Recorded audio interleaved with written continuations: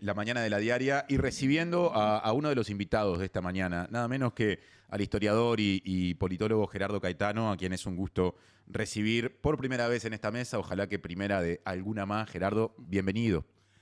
Muchas gracias, muy honrado y bueno, felicitaciones a la diaria por este emprendimiento en este lugar tan bonito. Así que, adelante.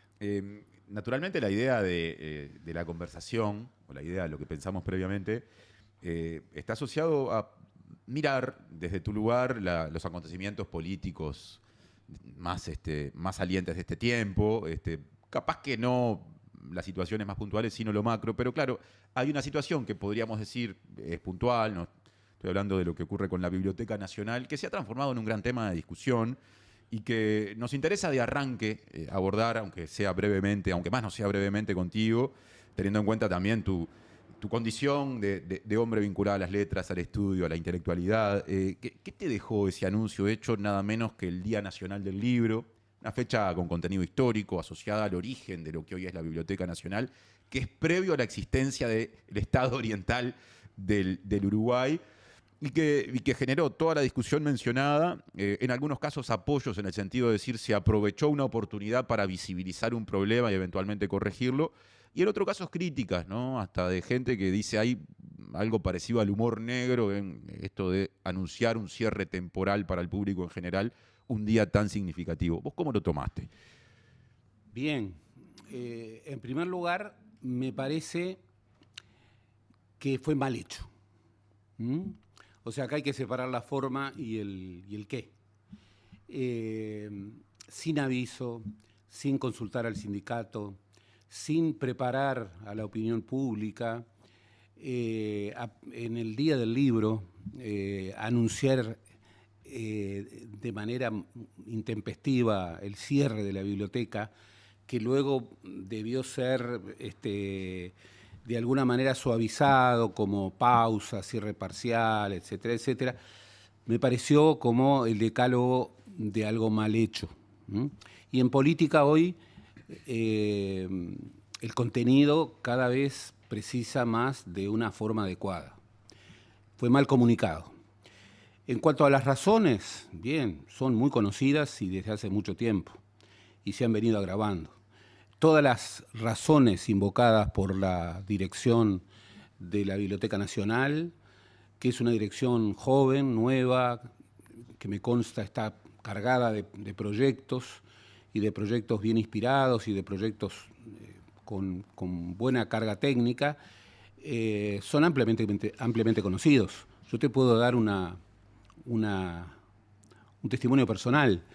Yo prefiero la biblioteca del Palacio Legislativo, la biblioteca del Poder Legislativo, en donde me parece que el funcionamiento está mucho mejor aceitado y que bien, facilita mucho más las cosas. Eso dice mucho del Uruguay, porque en el fondo, por lo menos, un elemento importante para explicar esa asimetría o esas diferencias, concurriendo, por ejemplo, al archivo de diarios del Palacio Legislativo, uno en general puede trabajar mejor que en el archivo de diarios de la Biblioteca Nacional. De eso puedo hablar, mucho más no, pero lo que comprende rápidamente es que hay diferencias presupuestales muy fuertes entre el Poder Legislativo y lo que le llega a la Biblioteca Nacional.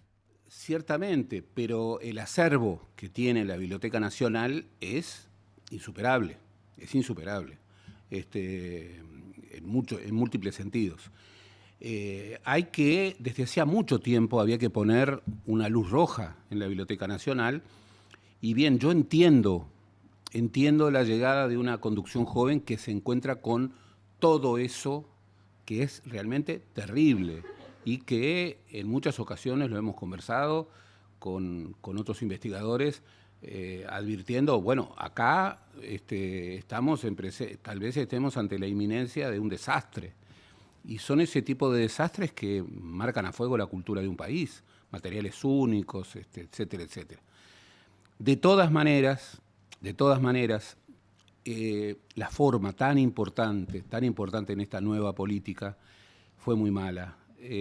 No se debió haber hecho de esta manera. Creo que el Día del Libro era para otra cosa, y que bien, que ojalá sirva como detonante en el mejor de los sentidos para que la Biblioteca Nacional sea jerarquizada como hace mucho tiempo no lo es y necesita serlo. La situación de la Biblioteca Nacional realmente es crítica. Es crítica. Y ¿Qué ha sido en tu vida académica la biblioteca? Muchísimo, muchísimo. Es el principal acervo nacional. Sus colecciones fueron históricas. Muchas veces era la gran envidia de los investigadores uruguayos, de los investigadores argentinos, perdón, que cuando venían al Uruguay decían, acá hay una buena biblioteca, acá hay una buena biblioteca. Buenos Aires tiene una muy buena biblioteca pública. Lo que pasa es que después mejoró. Ahora, bueno, Milei la está destrozando de nuevo. Una biblioteca nacional, además, fundada nada menos que por Artigas y Larrañaga, es algo muy especial. Y de verdad, para quienes la hemos utilizado tanto, es como una referencia fundamental en nuestras vidas. Y la pesadilla de cosas que ya han ocurrido en parte, parcialmente, pero que pueden ocurrir de manera dramática en la Biblioteca Nacional. Estoy hablando de inundaciones, estoy hablando de incendios, estoy hablando de pérdida, estoy hablando de robos, estoy hablando de un servicio que no es el mejor, y en esto no tienen la culpa los trabajadores y tampoco las autoridades. Hay una desconsideración presupuestaria absoluta por la Biblioteca Nacional y realmente yo creo que es un gran problema nacional. Se está cumpliendo el día 90 del gobierno.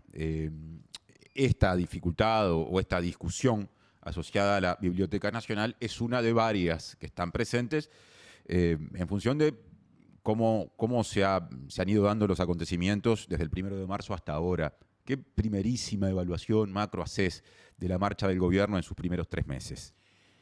Bien, para decirlo de la manera más gradual y moderada, el gobierno no empezó bien. No empezó bien. Creo que se encontró con una situación que no esperaba. Creo que el gobierno anterior, durante la transición, ocultó, no mostró cosas, ocultó, y eso dificultó enormemente la puesta en marcha. Y ahora está en una situación compleja. ¿Por qué? Porque yo he hablado con algunos ministros y demás, y ellos advierten este asunto. Y te cuentan situaciones muy graves, muy dramáticas, que no debieron ocurrir. ¿Por ejemplo? Y, por ejemplo, bueno, ocultamiento de deudas, trampas en cuanto a la transferencia de deudas que debieron haber sido pagadas en el periodo anterior y que, bueno, ahora se las carga el nuevo gobierno. Lo que pasó en los cálculos del Banco Central y anunciado por la ministra Arbeleche respecto al déficit fiscal real y demás, son todas cosas que no hay que naturalizar. Y el gobierno, lamentablemente, me parece que con razones, pero también excesivamente, sobre todo a nivel del presidente, ha tendido a, digamos, a hablar con muchísima prudencia respecto a este tipo de situaciones. Y bien, la ciudadanía necesita saber qué es lo que está pasando. Si efectivamente, como dijo el ministro Odone, hay 900 millones de dólares que no estaban en las cuentas y que ahora aparecen, bueno, no me sirve el argumento de que eso más o menos siempre ocurre. ¿Le está faltando claridad en la comunicación al gobierno y en particular a Orsi al momento de señalar esos problemas? A Orsi le está faltando claridad. Orsi tiene muchas virtudes, pero comunicación política no es una de ellas. Tiene que trabajar mucho en eso. Es muy importante. Cuando el presidente habla, está gobernando. Han habido falta de sintonías entre él y algunos de sus ministros respecto a esto.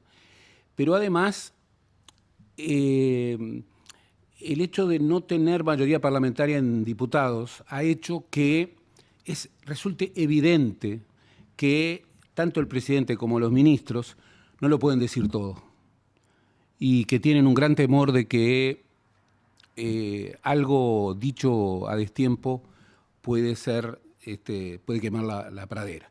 Del otro lado hemos tenido una oposición que yo vuelvo a insistir, creo que no es una oposición, sino que hay oposiciones. ¿Cuáles identificás?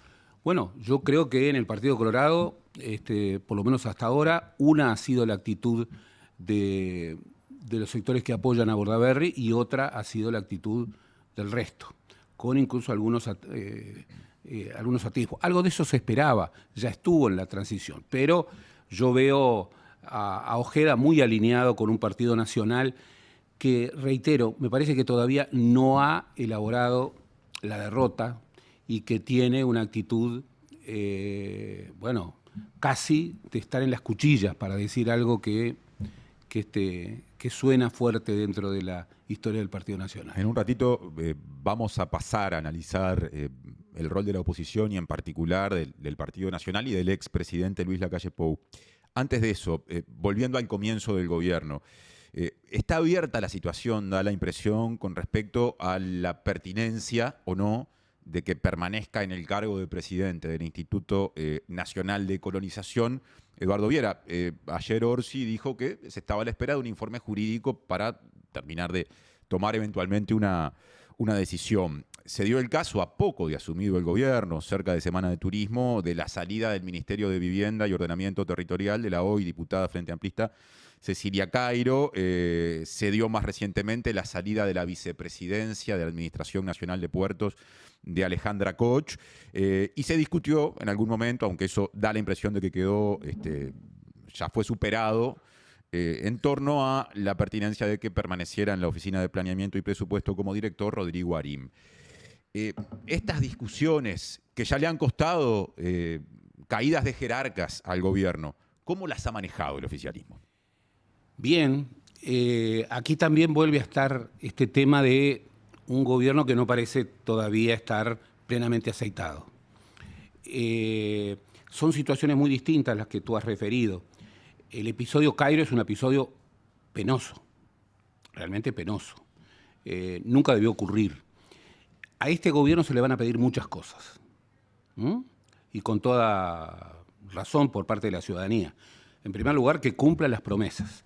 Pero hay algo que está en el núcleo de la promesa, que es que este gobierno no puede tener oscuridades en temas de legalidad, en temas de cumplimiento de las normas, en temas de honestidad. Aquello de que gobierna la honestidad, que fue un eslogan en parte de la campaña, no en toda. No en toda, pero que además marca la idea de diferenciarse respecto a un gobierno como el gobierno anterior, que estuvo lleno de episodios que no vacilo en calificar.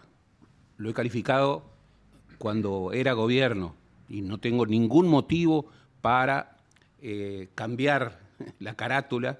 Episodios de corrupción, episodios graves, de lo cual no sabemos todavía muchas cosas, y episodios sobre los cuales tenemos que conocer la verdad profunda, porque hay muchas cosas que no conocemos, y que no conocemos, y lo que conocemos, lo conocemos en una gran parte por la acción de la prensa independiente, por la prensa de investigación, no por la acción del Estado.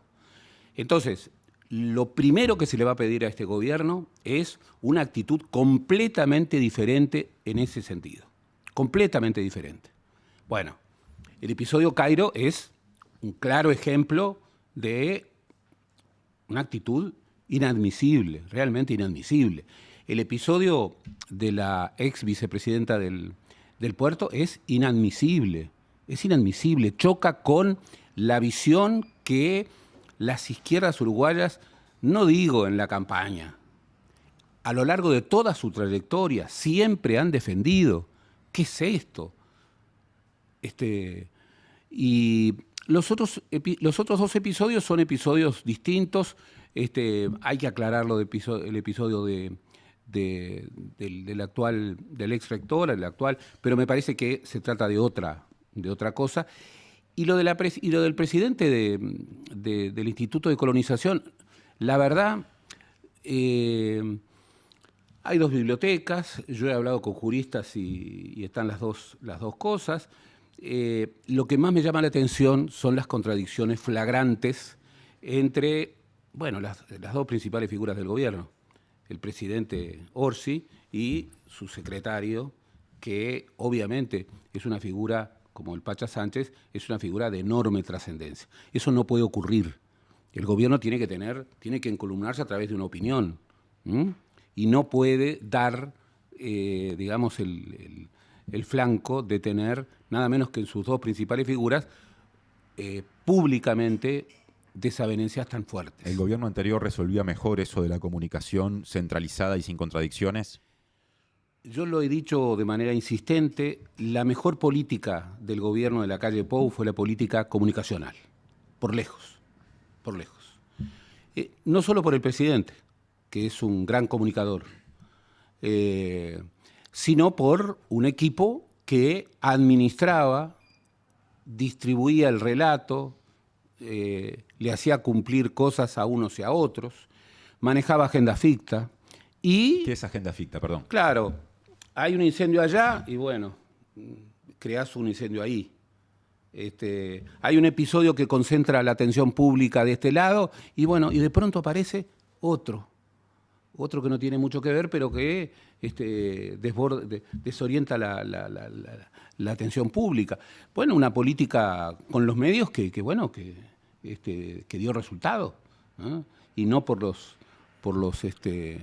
periodistas solamente, pero hubo una política comunicacional que galvanizó al gobierno en momentos realmente críticos, con ausencias. Ustedes fueron una de ellas, sin duda, muy importantes, pero con recursos desde una simetría gigantesca. Cuando recién te referías a irregularidades ocurridas durante el gobierno anterior, yo pensaba en aquel tono de comienzos del año 2020, cuando el anterior gobierno era todavía nuevo, de instalar la idea de que era necesario realizar auditorías en distintos organismos públicos que venían de ser gobernados por el Frente Amplio, instalando la sospecha acerca de la existencia de irregularidades que en muchos casos no se constataron, en alguno quizás sí. Y me preguntaba qué pasa en ese sentido con el actual gobierno, que da la impresión de que no mira hacia atrás del mismo modo. ¿Cómo maneja esa parte de la cuestión el gobierno de Orsi? A ver, yo celebro, y además también fue una promesa de campaña, y creo que la ciudadanía reaccionó bien frente a esa promesa de campaña, de buscar una política que fuera una política distinta en términos de relacionamiento con la oposición a la que había caracterizado el anterior gobierno. El anterior gobierno, con un presidente que manejaba muy bien ¿cómo decía él? Las perillas. Las perillas, y no solamente en la pandemia, con un equipo muy sólido atrás y muy numeroso y seguramente muy bien financiado, movía las cosas de tal manera que todo parecía ir muy bien. Pero al mismo tiempo tenía otro grupo de gente que permanentemente estaba acicateando la guerra, lo que ellos llaman la batalla cultural, la disputa por el relato.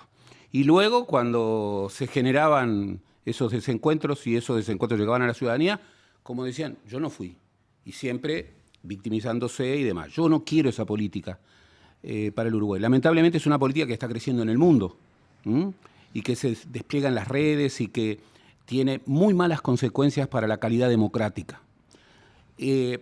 Orsi tiene otro talante, y yo lo celebro, y este gobierno tiene otro talante, y parece buscar otra manera de construir vínculos con la oposición. Claro, hay que combinar.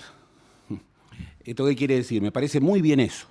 Y no quiero que este gobierno opte por, responder de la misma manera.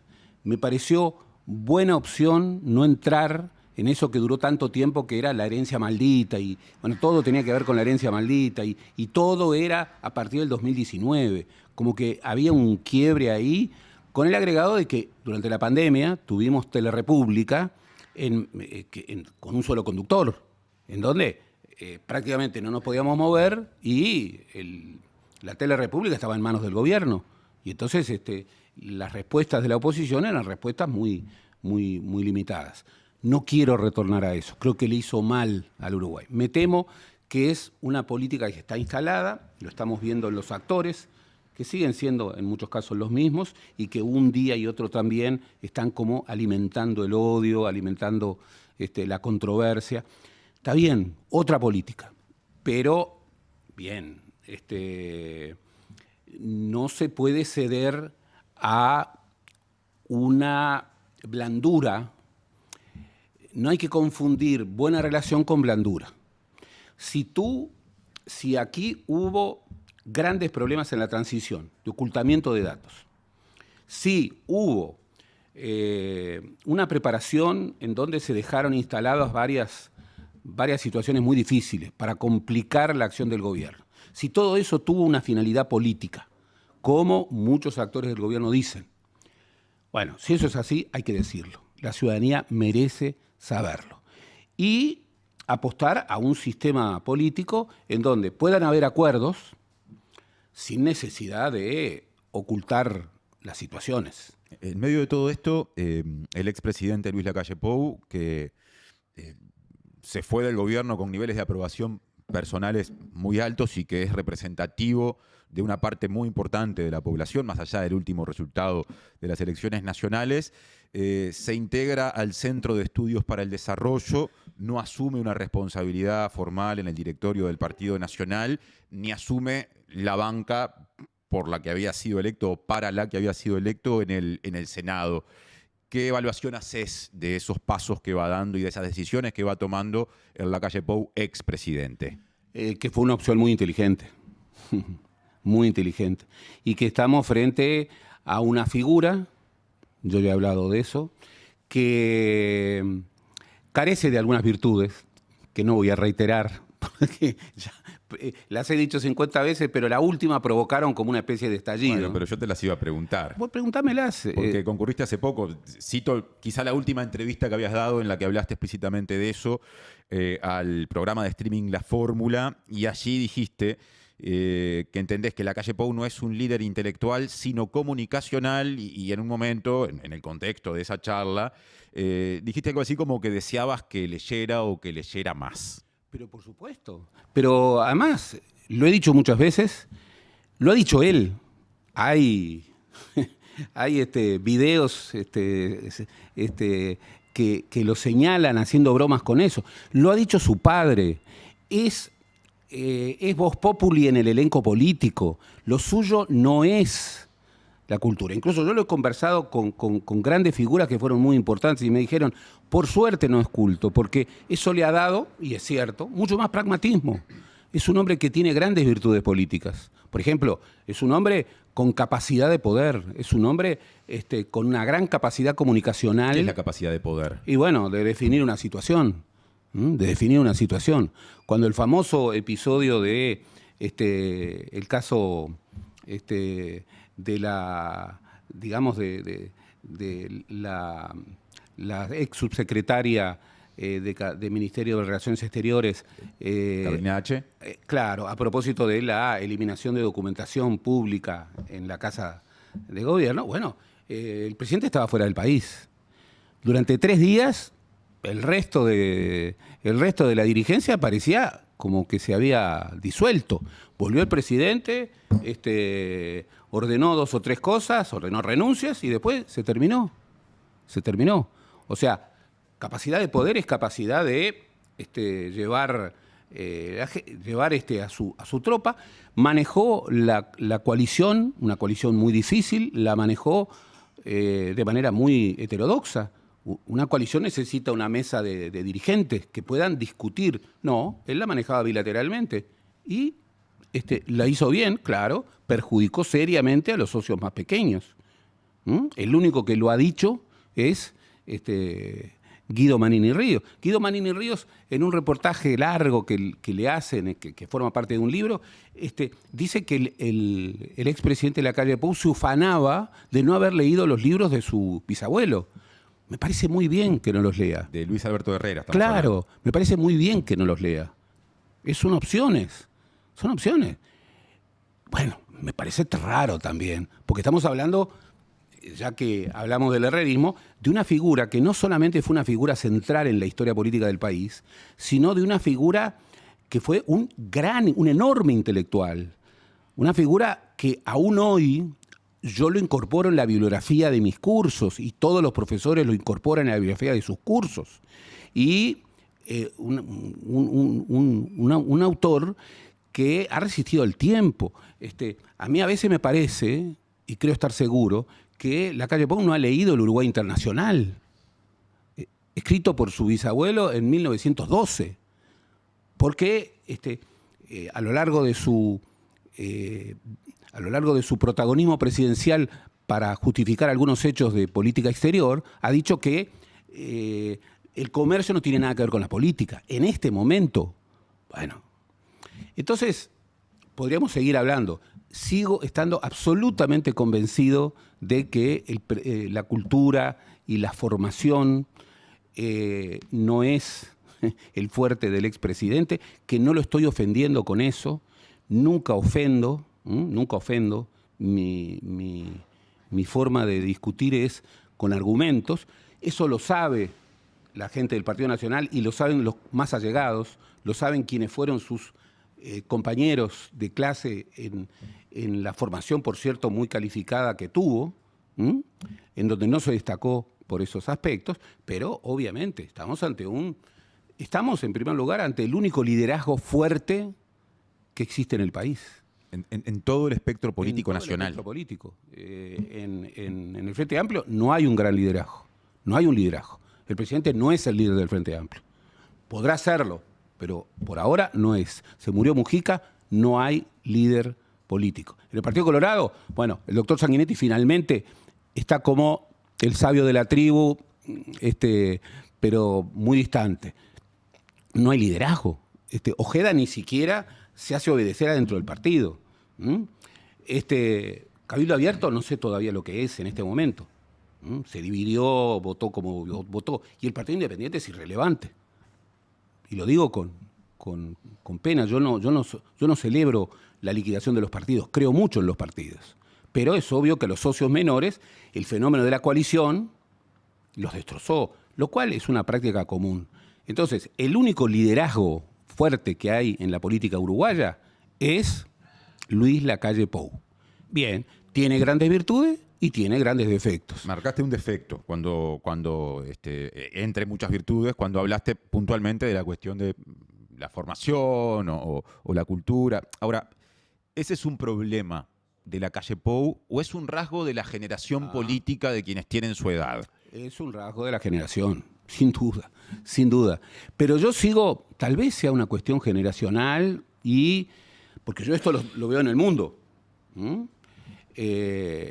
Digamos, en el mundo no abundan los dirigentes políticos cultos.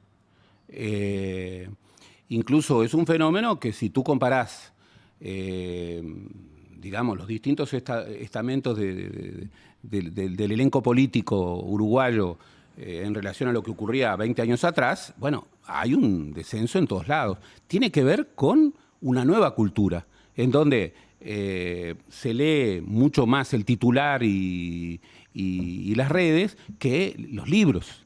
Bien, fenómeno. Yo sigo aferrado a la idea de que hoy más que nunca, para gobernar, hay que estar muy bien informado. Y eso no se resuelve, si bien es imprescindible, cada vez más imprescindible, los asesores, eso no se resuelve comunicando bien. Hay que ir a los contenidos, no solamente a las performances. Aunque no dejo de advertir que la política comunicacional hace que las confrontaciones políticas deriven mucho más hacia las formas que hacia los contenidos. Pero para mí eso es un problema, sobre todo un problema en el caso uruguayo, en donde hay debates, hay asuntos que hay que exigen información y calificación en las respuestas. Es decir, que no son una situación solamente de presupuesto, que también. Si yo advierto que los índices de pobreza que estaba manejando, en realidad casi que se han duplicado, aplicando normas mucho más actualizadas y mucho más reales. Si yo advierto que los más infelices, utilizando la expresión artiguista, son los niños, niñas y adolescentes, bueno, esto no lo resuelvo simplemente aumentando el dinero, no lo resuelvo con presupuesto solamente, aun cuando eso es decisivo, lo resuelvo con políticas. Si yo estoy enfrentando los gravísimos problemas que tenemos en seguridad, si yo estoy enfrentando con dificultades, bueno, este mundo incierto, en donde tenemos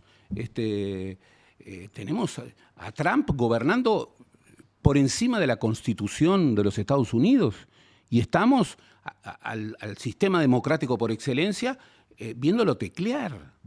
Bueno, tengo que estar informado. No puedo decir que el comercio va lejos de la política. Esa es una frase que es un error demasiado grave. Es un error demasiado grave. Una más con respecto a la calle Pou, antes de pasar a otros temas. ¿Me querés hacer amigos?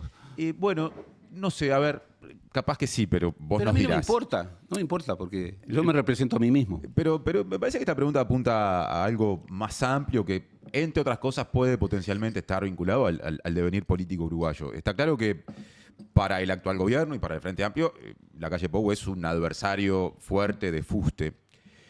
Ahora, mirando hacia afuera, ¿no? Cuando uno piensa en el Brasil, que hasta hace poco tiempo tuvo a Jair Bolsonaro como presidente, o en la Argentina, que tiene hoy a Javier Milei, ¿cómo hay que ver el rol de la calle Pou en el universo de todo lo que se ubica, por discutible que sean estas categorías, del centro hacia la derecha? Y en relación a las expresiones extremas de derecha que en Uruguay pueden tener alguna presencia incipiente, pero claramente no tienen hoy centralidad. ¿Es una especie de garantía ante eso? Bueno, a ver, su ingreso al CED, al Centro de Estudios para el Desarrollo, es muy significativo, porque él se podría haber ido al CERES, que es otro centro que más o menos... Del que llegó a la política o desde el cual llegó a la política Ernesto Talvi en su momento. Por ejemplo. No, eligió el CED. A mí me gustaría que los oyentes entraran en la página del CED y vieran cuál es su cuerpo de directores, que vieran sus relaciones internacionales, que vieran a qué redes internacionales está incorporado. Es un centro, es un think tank, en un tiempo en donde los think tanks son muy importantes para hacer política. Es un think tank pesado que tiene algunas definiciones muy firmes. Por ejemplo. No es un centro pluralista. Y bien, si uno de sus principales vínculos internacionales es la red Atlas Network, bueno, eso está queriendo decir mucho. Claro, con figuras como Milei o como Bolsonaro, el hecho de que la calle salga y diga un discurso sensato, en donde defiende al Estado para afirmar la libertad individual, bueno, lo hace como una especie de gran líder internacional de la centro-derecha, lo hace casi un centrista. Eso lleva a que en un acto que es de astucia política y no de ponderación de la realidad, bueno, Julio Sanguinetti diga, se convirtió en ballista. Uh-huh. Bueno, no se convirtió en ballista, es un neoherrerista fuerte, sus convicciones siguen siendo las mismas, solo que sabe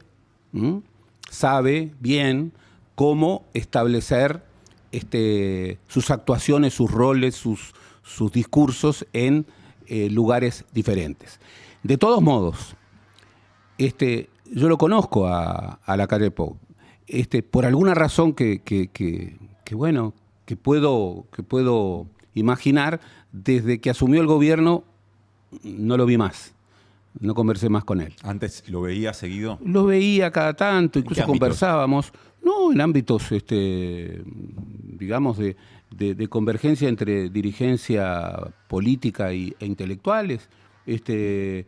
y tenía buena relación con él. Incluso tenía una expectativa con él, en el sentido, sobre todo en el periodo de su campaña por la mejor versión, la campaña del 2014, en donde parecía como construir un estilo de hacer política en donde buscaba los acuerdos. El presidente, Lacalle Pou presidente, fue como una especie de reconversión en otra lógica. Y yo sé que el talante del 2014 no se lo compraron adentro del partido. Tan es así que si tú lees los principales medios de prensa del partido, lo acusan de ser tibio. Y él en ese sentido, yo creo que todavía mantiene, y ojalá mantenga, equilibrios, que mantiene los equilibrios uruguayos tradicionales, que sabe que si quiere ser presidente, no puede cometer el error de querer derrotar a la izquierda por derecha, sino que en la política uruguaya se crece por el centro, siempre, desde la izquierda o desde la derecha. ¿Va? Y bueno, pero bien, en el CED va a tener gente que le dice una cosa y gente que le dice otra. Pero va a tener una gran oportunidad que, de verdad, con la mejor intención, lo digo, va a tener la oportunidad de, un poco distante de la coyuntura y en clave internacional, poder estudiar más, poder conocer más el mundo de hoy, poder calificar más su versión sobre las políticas públicas más desafiantes del Uruguay y de la región. Yo creo que ha elegido muy bien, y bien, ojalá sepa aprovechar ese momento. Gerardo, sobre el final, mencionaste durante la entrevista lo que supuso la muerte del expresidente José Mujica. Pregunto, en este contexto, ¿qué rol le asignás o entendés que puede tener la ex vicepresidenta Lucía Topolansky, por ejemplo, en términos de articulación política? ¿Ha habido alguna mención al respecto de personas vinculadas al ámbito político? ¿Hay allí un cuadro político todavía, digamos, útil para el Frente Amplio y eventualmente para el gobierno? Sin duda que lo hay, siempre y cuando no se haga una traducción que a todo juicio sería equivocada.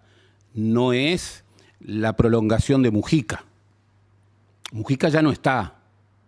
Y Mujica es irrepetible. Lo mismo que Tabaré Vázquez, lo mismo que el general Serén, que Danilo Astori, lo mismo que Valle y Ordóñez, lo mismo que Wilson. No se clonan los liderazgos.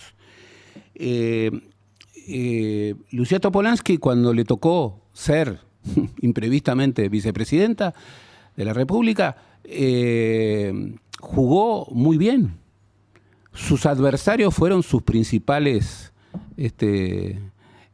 quienes le daban los mejores elogios. Recuerdo Bordaberry, que la ponía de ejemplo en la Casa del Partido Colorado.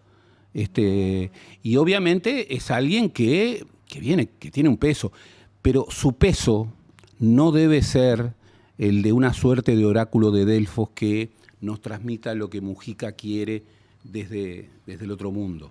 No. Y a mí lo que me preocupa es que el movimiento de participación popular es un movimiento que por sus características necesita un liderazgo personal. No puede resolver su liderazgo, su rumbo, a partir de un comité ejecutivo. Por definición, es personalista, como suele ocurrir con los movimientos nacional populares. Por suerte, en el Uruguay, más allá de ciertas simpatías, bueno, nadie con sensatez puede decir que el MPP es peronista. No, pruebas hemos tenido al canto, pero tiene esa estructura que lo lleva a una conducción personalista. Creo que sería un grave error apurar procesos. Creo que ahí hay una herencia que en determinado momento se corporizará en un liderazgo personal, y bien, que jugará en ese sistema más amplio y complejo que es el Frente Amplio. ¿Es un problema para el Frente Amplio un MPP sin hoy un liderazgo claro, definido, todavía formado? Por supuesto. Hoy al MPP le falta al Frente Amplio le faltan equilibrios. Le faltan equilibrios. Por ejemplo, le falta el equilibrio de un sector serenista que esté operando en el gobierno. Vos me podés decir, no, pero ojo, el ministro de Economía nada menos expresa en su equipo el sereñismo. Sí, pero se necesita algo más que eso. Por supuesto que dentro de ese MPP ampliado hay muchos sereñistas y muchas sereñistas que van a seguir siéndolo. Pero, bien, no tenemos un Danilo Astori. Danilo Astori no era solamente el que conducía la economía. Danilo Astori tenía un peso político fuerte. No tenemos, el Partido Socialista hace mucho tiempo que tiene grandes debilidades políticas. No, le falta equilibrio. No puede ser que, por ejemplo, alguien podría decir, hubo 2 candidaturas presidenciales. Quien perdió, Cose, puede ejercer un rol allí, y yo creo que lo puede ejercer. Sin embargo, ha votado mal. Entonces, en la ecuación de los números, el MPP ha votado extraordinariamente bien. Nunca un grupo tuvo tanto peso y se echa en falta otros liderazgos de otros sectores que puedan lidiar. Orsi es un dirigente de articulación. Lo suyo tal vez no sea definir rumbos con claridad ni la política comunicacional, pero es un hombre de buen talante, es un hombre que entiende a la política de una manera muy razonable, que tiene un buen trato con la oposición. Es un hombre de articulación. El problema es que tiene que articular con figuras que lo puedan ayudar. Y a veces uno ve que le faltan interlocutores para articular. Gracias, Gerardo, por estas reflexiones asociadas en un sentido amplio a la coyuntura local. Nos podríamos quedar hablando un rato más, pero... Un rato más. Vamos a respetarte el 10 y 20 de la mañana. Creo que era 10 y cuarto. Bueno, nos quedamos con 5, pero eso los descuentos están permitidos. Los descuentos están permitidos mucho más en el Uruguay. Y venís del fútbol, jugaste al fútbol, así que entendés la metáfora. Y lo que más me gustaba era hacer los goles en los últimos minutos. Claro, un gol en la hora es algo en general para quienes somos futboleros muy disfrutable. Hasta la próxima, Gerardo. Gracias. Hasta la próxima. Seguimos haciendo la mañana de la diaria. No se vayan.